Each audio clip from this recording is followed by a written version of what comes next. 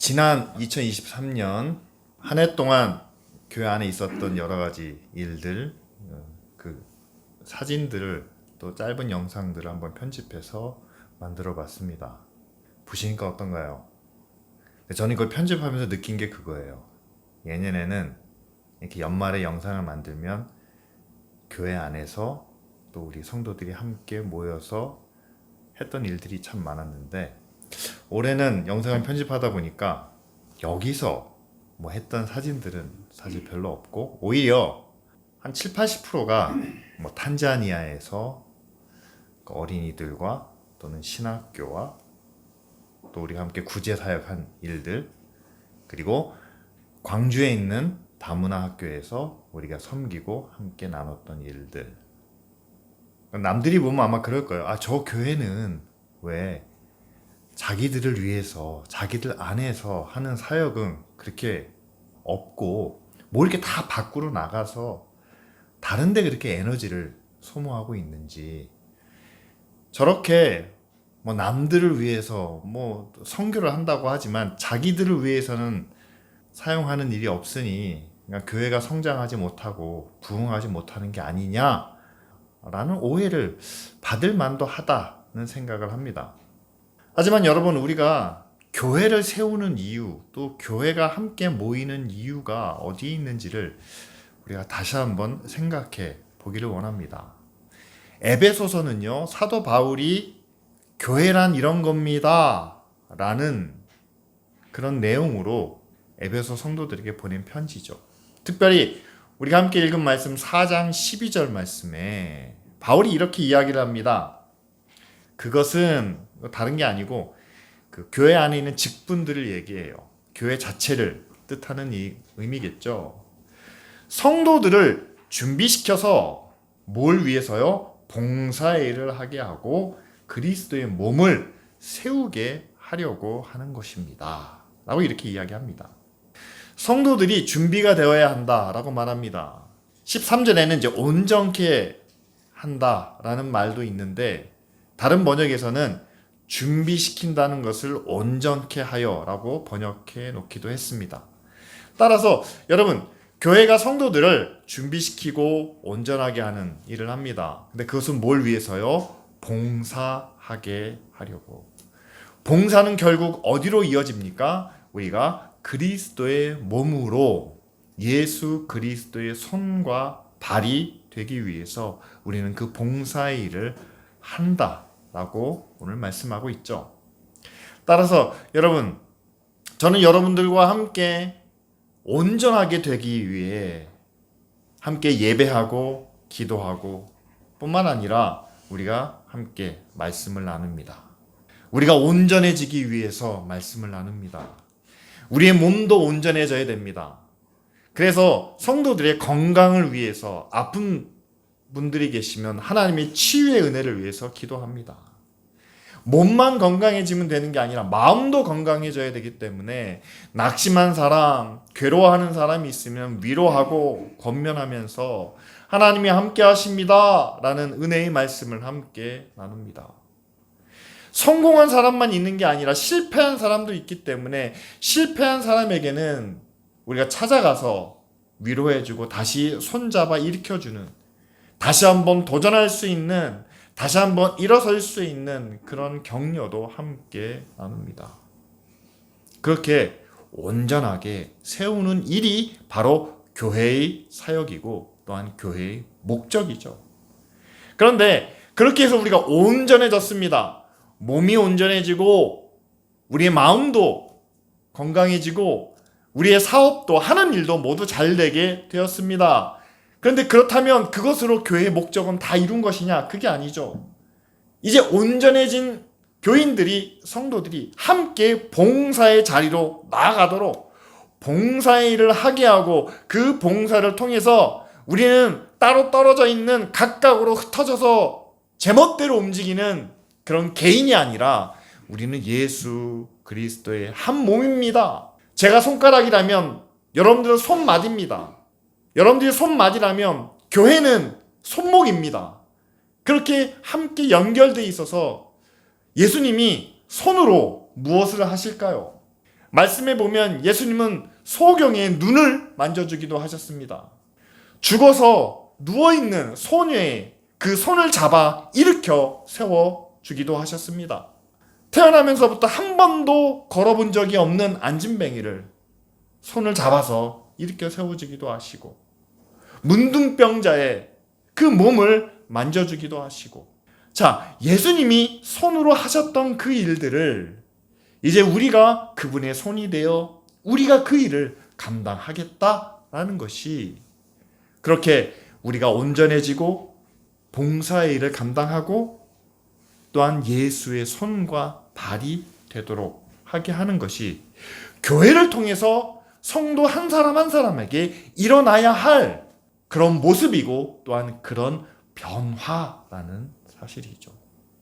그래서 제일 먼저 여러분, 기쁜 우리 교회는, 기쁜 우리 교회 성도들이, 믿음의 가정들이 온전해지기를 간절히 구하고 또 여러분들과 함께 온전해질 수 있도록 우리 함께 노력하며 나아가고 있습니다. 지난 한 해 동안 여러분, 시작할 때보다 끝날 때쯤 되니까 조금 더 나아진 모습이 우리 안에 있기를 원합니다. 올해를 살면서 어려운 일이 있고 고난이 있고 실패를 경험했다면 교회를 통해서 위로받고 마음이 좀 추스려지고 뿐만 아니라 다시 한번 도전할 수 있는 그런 새 힘을 우리가 함께 나누고 또 여러분들이 받으시기를 바랍니다.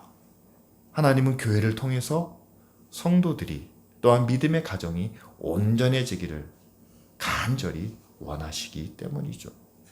근데 그 온전해진 우리 한 사람 한 사람이 또한 믿음의 가정이 온전해지는 것을 목적으로, 그것만을 목표로 하고 있다면 여러분, 정말 우리는, 교회는 그 역할을 제대로 못하고 있는 결과죠. 가난한 믿음의 가정을 부유하게 하고 실패한 사람을 성공으로 이끌고, 그러나 그것만이 교회의 사명이라면 그것은 3분의 1밖에 도달하지 못한 것이겠죠. 그렇게 온전케 된 이들을 봉사의 자리로 나아가도록 하는 것이 또한 교회의 목표고 교회의 사명인 줄 믿습니다. 그래서 지난 한 해 동안 교회가 한 일들 가운데 사진을 다 찾아보니까 우리는 탄자니아의 어린이들을 후원하고 기근을 만난 사람들에게 구제의 도움을 하고 또한 선교사님을 통해서 신학교를 세우게 하고 학교를 건축하는 일에 우리가 도움을 주고, 이렇게 나누고 베푸는 일에 우리의 많은 부분을 사용하고 있었다는 사실입니다. 뿐만 아니라 이제는 우리가 몸으로 직접 찾아가는, 여러분 여기서 경기도 광주까지가 제가 왕복해 보면은요 3시간 정도 걸릴 때도 있습니다. 가서 1시간 2시간 아이들을 가르치는 시간을 보내고 또 오고 가는 과정에는 또 그만한 시간이 소모가 돼요. 여기서 할 수 있다면 얼마나 좋겠습니까? 굳이 거기까지 가지 않아도 우리 주변에 우리가 섬길 수 있는, 우리가 도울 수 있는 사람들이 있다면 얼마나 좋겠습니까? 지난 한 해 동안 가까운 곳에서 우리의 도움을 필요로 하고 우리가 마음으로 진심으로 도울 수 있는 그런 대상을 찾았지만, 그러나 이곳에서 없는 그들을 우리가 광주에서 찾았기 때문에 그곳까지 가는 수고를 더해서 그들을 섬기는, 그들과 함께하는 그 봉사의 일을 교회가 지금까지 해오고 있다는 사실이죠. 여러분, 온전해진 하나님의 자녀들이 봉사의 일을 하지 않는다면 어떻게 될까요? 사람은요, 가만히 있지 않습니다. 항상 움직입니다. 활동을 합니다. 내가 온전해졌다면 온전해진 사람을 통해서 하나님이 섬기게 하시고 나누게 하시고 베풀게 하시는 것이 축복이에요. 왜냐하면 성경의 역사를 가만히 보십시오. 온전해진 사람이 섬길 대상이 없고 베풀 상대가 없으니까 하는 일이 뭡니까? 꾸미는 일이 뭡니까? 그들이 탑을 쌓았다는 사실이죠. 노아 시대에는 바벨탑을 쌓습니다. 바벨론도요, 왕권이 강화되고 모든 것이 다 풍족해지니까 그들이 자기 형상을 따라 우상을 만들든지 아니면 높은 탑을 쌓고 있습니다. 왜냐하면 자기의 권세, 자기의 위엄, 자기의 지위를 과시하고 싶은 마음이 누구에게나 있기 때문이죠. 따라서 여러분, 기쁜 우리교회 안에 있는 성도들이 교회를 통해서 하나님의 은혜를 받고 또 하나님의 놀라우신 그 능력을 통해서 우리가 온전하게 되었을 때 그 온전함을 통해서 우리가 봉사하고 나누고 섬기지 않는다면 우리는 우리 안에서 우리의 마음의 탑을 쌓기 시작한다는 사실이죠. 더 높은 곳을 향하여, 더 나은 모습을 향하여, 더 좋은, 더 세련된 최고의 것을 우리 안에서 한번 이루어 봅시다. 하나님이 그걸 기뻐하실 거다라는 주장을 하면서 우리 자신의 탑을 쌓아가려고 할지 모릅니다. 그런데 우리 안에 쌓아가는 탑은요, 오늘 말씀 마지막 부분에 바울이 이렇게 이야기합니다. 세상 사람들은 허망한 생각을 가지고 살아간다라고 이야기를 합니다. 허망한 것이라는 게 뭐냐면요, 우리가 뭔가를 쌓고 견고하게 튼튼하게 성벽을 쌓고 탑을 쌓고 뭔가를 쌓아놓으면 그것이 얼마 동안은 유지가 되고 또 가능하다면 계속해서 영원히 유지될 것이다 라고 우리는 그렇게 생각을 한다는 거죠. 하지만 그렇지 않습니다. 인간이 쌓아놓은 것은, 우리가 만들어 놓은 것은 너무 쉽게 무너지고 쓰러질 수 있다라는 사실이죠. 따라서 여러분, 온전케 된 우리가, 건강하게 된 우리가, 그리고 마음의 평안을, 샘을 얻은 우리가 해야 할 일은 이제 우리가 가진 것을 가지고 내 업적을 쌓고 성공을 쌓고 뭔가 남들에게 자랑할 만한 것을 쌓는 모습이 아니라, 오늘 바울이 이야기합니다. 교회를 통해서 온전하게 된 우리는 봉사의 일을 해야 한다라고 말씀하고 있는 것처럼, 그렇게 기쁜 우리 교회가 지난 한 해 동안 섬기고 나누고 베풀며 하나님의 일을 함께 해왔던 것처럼 온전케 된 사람은 항상 봉사로 이어질 수 있는 그런 믿음의 모습이 저와 여러분들 가운데 있기를 원합니다. 기쁜 우리 교회, 이제 2023년을 마무리하면서 새해의 목표를 또한 세워야 할 그런 때가 되었습니다. 지난 한 해는 우리 자신이 교회입니다 라는 그런 표현을 가지고 우리가 하나님과 함께하는 교회의 모습을 회복하자라는 주제로 저희들이 계속 목표를 세워왔었죠. 근데 새해에는 말씀을 함께 나누는 가운데 교회의 원래 목표로 돌아가야 되겠다. 그래서 오늘 말씀을 함께 나누면서 그럼 바울이 이야기했던 교회의 본질로 우리가 함께 돌아가자. 첫째는 교회가 성도들을 온전하게 준비시키는, 그래서 온전해졌다면 그것은 바로 교회 안에서 교회를 통해서 함께 봉사할 수 있는 자리로, 그리고 마지막으로는 함께 봉사하는 가운데 여러분, 누군가를 섬기고 누군가에게 나 자신을 나누어 주는 과정을 통해서 우리는 하나님께서 자기 아들을 우리에게 내어주신 그 사랑을 간접적으로 경험하게 됩니다.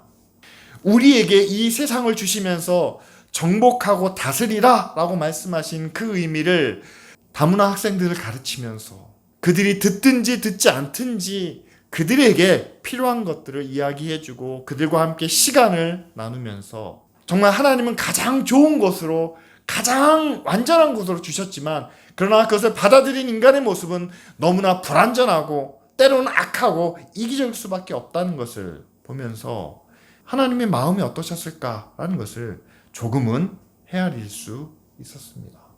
새해에는 교회가 성도들과 함께 이 세 가지를 이루어 가기를 원합니다. 우리가 함께 온전해지기를 바라고, 두 번째는 온전하여진 우리가 함께 봉사일을 하게 되고, 이 봉사의 과정을 통해서 우리 자신이 예수 그리스도의 지체라는 것을, 손과 발이라는 것을 확신하고 또한 함께 경험할 수 있도록 하는 것이 여러분 새해 기쁜 우리 교회를 통해서 우리가 함께 이루고자 하는 그런 목표입니다. 그런데 여러분, 교회만 이런 목표를 가지면, 교회가 이런 목표를 가지고 성도들과 함께 그 길을 간다면 여러분, 성도들 가운데서도 뭔가 변화가 있지 않을까요? 오늘 말씀 14절에 이렇게 이야기합니다. 우리는 더 이상 어린아이로 있어서는 안 됩니다. 어린아이의 모습이 어떤 걸까요? 속임수에 잘 넘어가고 간교한 술수에도 빠지고 세상에 여러 가지 교훈의 풍조에 흔들리기도 하고 이리저리 밀려다니는 그런 모습이겠죠. 사람은 누구나 크게 다르지 않습니다. 속임수에, 거짓말에 넘어가기도 하고 유혹에 빠지기도 하고 이 사람 말에 저 사람 말에 너무 쉽게 흔들리는 것이 우리 자신의 모습이겠죠. 그런데 거기서 우리가 그치는 것이 아니라 오늘 말씀을 보면 우리는 성장하고 자라야 한다는 것을 말합니다. 15절 말씀에 사랑으로 진리를 말하고 살면서 모든 면에서 우리는 자라나야 한다는 거죠. 하나님의 사랑으로 또한 예수 그리스도의 진리로 우리는 자라나야 됩니다. 육신이 자라고 마음이 자라고 영혼이 자라고 신앙도 함께 자라야 됩니다. 지식이 자라는 것과 동시에 능력이 자라는 것과 동시에 세상에 살면서 지식이 자라고 또한 취업을 통해서 우리가 더 성숙되고 결혼을 통해서 우리가 더 많은 것을 경험하게 되고 그렇게 자라야 됩니다. 그러나 그것만 자라는 것이 아니라 우리 마음도 자라야 된다는 거죠. 우리 영혼도 자라야 됩니다. 하나님을 알아가는 지식도 자라야 되고 하나님 안에서 생활하는 그런 우리의 믿음도 자라야 됩니다. 어디까지 자라야 되느냐? 우리의 머리가 되시는 그리스도에게까지 다다라야 합니다. 왜냐하면 그분은 우리의 머리가 되시고 우리는 그분의 몸이 되기 때문에, 그분이 우리의 머리가 되시고 우리는 그분의 지체이기 때문에 우리의 성장과 우리의 성숙과 우리의 모든 것은 모든 면에 있어서 예수 그리스도만큼 자라야 한다는 사실이죠. 감사한 것은 예수님도 태어나실 때 어린 아기로 태어나셨다는 거죠. 여러분, 가장 무능력하고 아무것도 없고 철저하게 도움을 받아야 하는 것이 어린아이입니다. 근데 예수님이 딱 그렇게 오셨다는 거예요. 그런데 그 예수님이 자랍니다. 육신이 자라고 지혜가 자라고 뿐만 아니라 그 영혼도 함께 자라셨겠죠. 자라서 성년이 된 예수님이 어떻게 변화되었는지 여러분 아실 겁니다. 하나님 앞에서 사람들 앞에서 사랑받으시면서 무엇보다도 하나님을 향한 마음이 하나님의 말씀과 하나님의 약속을 믿는 믿음이 그리고 자신을 향한 하나님의 계획과 하나님의 뜻을 자기 계획과 자기 뜻보다 먼저 놓는 그 성품이 많이 자랐다는 사실이죠. 저와 여러분도 모든 면에 있어서 예수 그리스도만큼 자라나야 한다는 사실을 이 시간 함께 고백하기를 원합니다. 저는 이미 몸은 예수님보다 훨씬 더 많이 자랐어요. 왜냐하면 예수님은 33세에 돌아가셨지만 우리는 벌써 그 이상을 사신 분들이 많습니다. 지식도 예수님 당시에는 몰랐던 일들을 우리는 너무나 많이 알고 있습니다. 지식적으로도 우리는 다 자랐습니다. 이 세상을 살아가는 지혜도 역시 마찬가지입니다. 예수님이 지금 이 시대에 태어나셨다면 예수님 아마 핸드폰도 사용을 못하셨을 거예요. 사회생활도 어려우셨을 겁니다. 세상의 모든 면에 있어서 우리는 어찌 보면 예수님이 갖고 계신 그때보다 더 많은 정보를, 더 많은 지식을 가지고 있습니다. 자, 그런 면에 있어서는 우리는 월등합니다. 우리는 뛰어납니다. 어찌 보면 우리는 최고의 자리에 있습니다. 그런데 그런 면만이 아니라 모든 면에 있어서 예수 그리스도에게까지 우리는 자라나야 한다는 사실이죠. 하나님을 아버지로 믿고 따르는 면에 있어서 우리는 그리스도에게까지 자라나야 됩니다. 아버지가 나를 사랑하신 것처럼 나도 사랑해야 한다는 그분의 성품 면에서 우리는 예수 그리스도만큼 자라나야 합니다. 하나님이 거룩하신 것처럼, 하나님의 의로우신 것처럼 우리도 거룩하고 의로운 성품을 가져야 한다. 그 면에 있어서도 우리는 예수 그리스도만큼 자라나야 합니다. 여러분, 예수 그리스도만큼 우리도 자라고 성장하고 성숙되어야 한다는 것이 저와 여러분들의 목표가 되기를 간절히 소원합니다. 아무도 아멘을 안 하시네요. 불가능하다고 믿으십니까? 불가능하다고 믿으시면 그분은 불가능할 수밖에 없어요. 그러나 성경은 불가능한 일을 가능하다고 우리에게 속이지도 않고 불가능한 일을 우리한테 요구하지도 않습니다. 근데 바울이 우리에게 분명히 말하고 있어요. 모든 면에 있어서 우리는 그리스도에게까지 다다라야 된다. 자라나야 된다라고 바울이 이야기합니다. 또 예수님은 제자들을 통해서도 보여주셨습니다. 여러분, 예수님의 제자들 12명을 보면은요, 뭔가 제대로 된, 뭔가 될성 싶을 만한 떡잎부터 남다른 그런 사람이 있었던 것은 아니에요. 여러분, 이 편지를 쓴 사도 바울도요, 예수님을 만나기 전에 어떤 모습이었습니까? 오히려 반대편에 있었습니다. 대적하는 자였습니다. 원수 같은 자였습니다. 스데반의 순교가 내가 책임질게 라고 말하는 그런 살인자와 같은 일을 했던 사람입니다. 어떻게 그들이 예수님처럼 거룩하고 의롭고 선한 모습으로 변화될 수 있을까요? 불가능해 보였겠죠. 그렇지만 여러분, 그들이 절대 불가능한 되지는 않았다는 거죠. 예수님의 십자가를, 부활을 경험하고 또한 성령을 통해서 그들이 변화되고 달라지는 모습이 성경 가운데 분명히 나타나 있지 않습니까? 문제는 이겁니다. 정말 여러분들이 오늘 바울의 말씀을 듣고 이것을 우리가 함께 마음에 새기고 정말 우리가 예수 그리스도까지, 그분에 이르기까지 우리가 달라질 수 있다면, 우리가 다다를 수 있다면, 여러분, 예수 그리스도처럼 되는 것을 우리가 얼마나 원하느냐, 여러분, 그게 문제라는 사실이죠. 그게 결정적인 힘이라는 사실이죠. 누구나 이 땅에서 성공하길 원하고 뭔가를 얻기를 원합니다. 그런 목표를 세우고 그것을 위해서 우리가 최선의 노력을 다합니다. 그것을 우리가 동기부여라고 하죠. 그런데 인생을 살다 보면은요, 그 목적을 100% 달성하지 못하는 경우가 참 많습니다. 어떤 사람은 90% 이상을 달성하기도 하고, 어떤 사람은 절반도 달성하지 못하기도 합니다.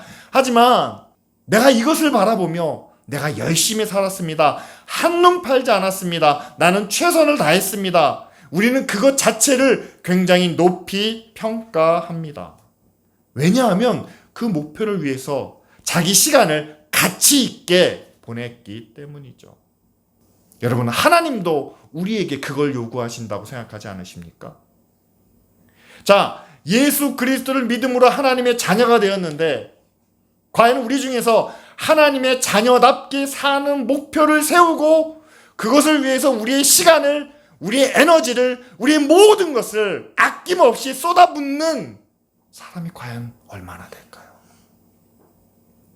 우리는 그냥 이거는 안 되는 거니까, 예수님처럼 되는 거는 불가능하니까 그냥 일주일에 하루 예배 시간 1시간만 잘 드리고 그때 배운 말씀을 우리가 적당히 우리의 삶에 녹여서 그냥 이렇게 사는 게 하나님을 기쁘시게 하는 게 아닌가. 우리는 우리에 맞춰서 수준을 정하고 우리에게 이로운, 우리가 가능하다고 여기는 그것을 목표로 삼아서, 믿음의 목표가 뭡니까? 라고 물어보면 어떤 분은 그래요. 11조 하는 게 믿음의 목표입니다. 주일 예배 빠지지 않는 게 믿음의 목표입니다. 교사를 맡았는데 교사를 한 번도 빠지지 않는 게 믿음의 목표입니다. 그러니까 자기 목표를 세우는 거예요. 자기가 할 수 있는. 여러분, 그것 자체가 저는 아무것도 아니고 그냥 형식적인 거, 저는 그렇게 말씀드리고 싶진 않아요. 그것 자체도 굉장히 소중한 목표입니다.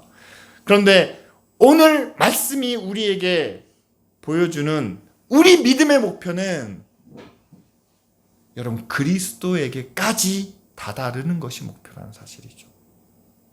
예수님처럼 되는 것이 목표고, 믿지 않는 사람들이 기쁜 우리 교회를 봤을 때 기쁜 우리 교회를 통해서 하나님이 살아계시는구나 라고 경험하는 것이 목표고, 믿는 사람을 통해서 예수님이 저 안에 계시는구나, 예수님이 지금 이 시대에 살았으면 저 사람처럼 사셨겠구나 라고 고백하게 하는 것이 목표라는 사실입니다. 여러분, 그 목표를 우리 중에 누가 100% 달성할 수 있을까요?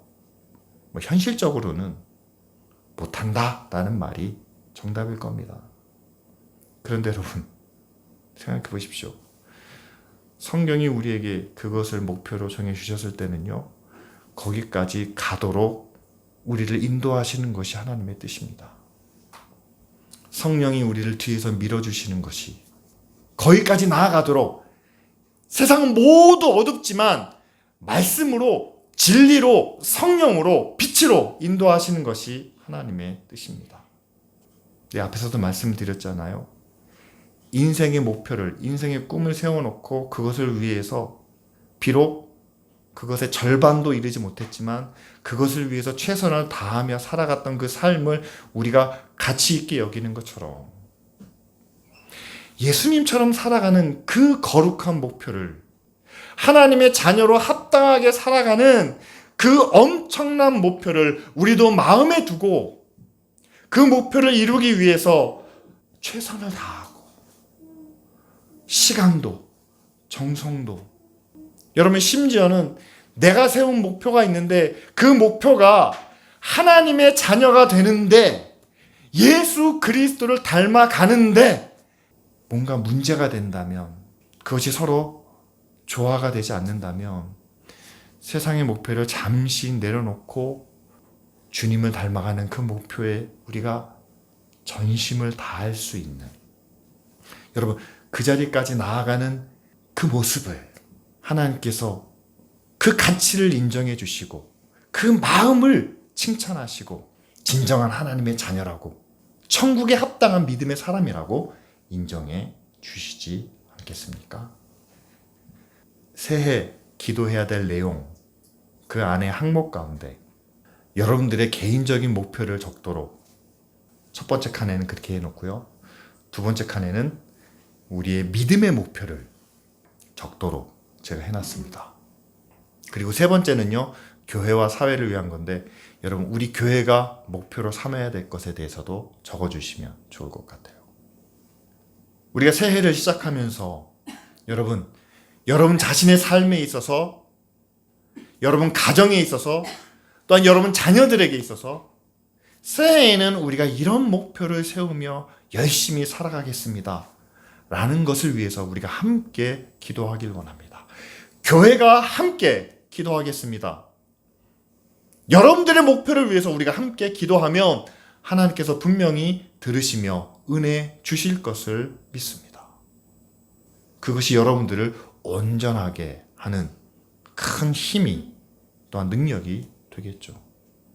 그런데 우리는 그 목표만을 가지고 살아가는 사람이 아니지 않습니까? 우리에게는 믿음의 목표가 있습니다.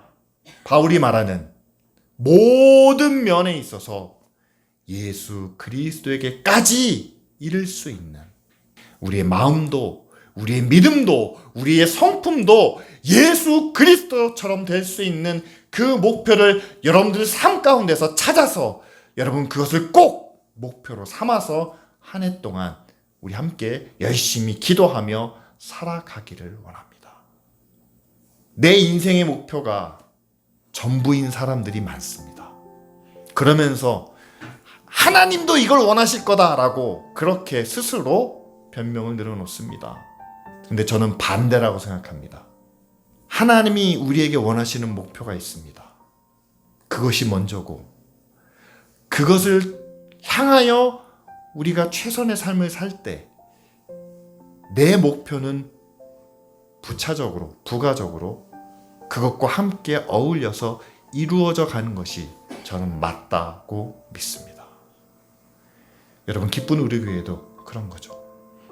여러분, 제가 여러분들과 함께 이루고자 하는 목표는 제가 만들어내는 것이 아닙니다. 오늘 말씀 가운데 나타난 대로 여러분들과 함께 우리가 온전하여지고, 그리고 그 온전케 된 모습을 통해서 우리가 함께 봉사의 일을 하고, 그리고 저와 여러분들이 예수 그리스도의 손과 발이 될 수 있는, 그래서 누군가 우리를 보면 교회가 하는 일인데 꼭 예수님이 하는 것과 다르지 않다는, 교회가 나아가는 방향인데 마치 주님이 인도하시는 것과 같다는, 우리가 돕고 우리가 후원하고 우리가 물질을 보냈는데 마치 그것이 하나님의 사랑이고 하나님의 능력인 것처럼 여겨진다는, 그런 고백들이 우리 주변 가운데 들려질 수 있도록 이 시간 여러분, 새해 교회의 목표를 위해서, 우리 자신의 목표를 위해서, 그리고 마지막 우리의 믿음의 목표를 위해서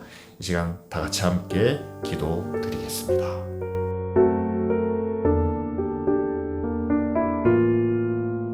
하나님 감사합니다.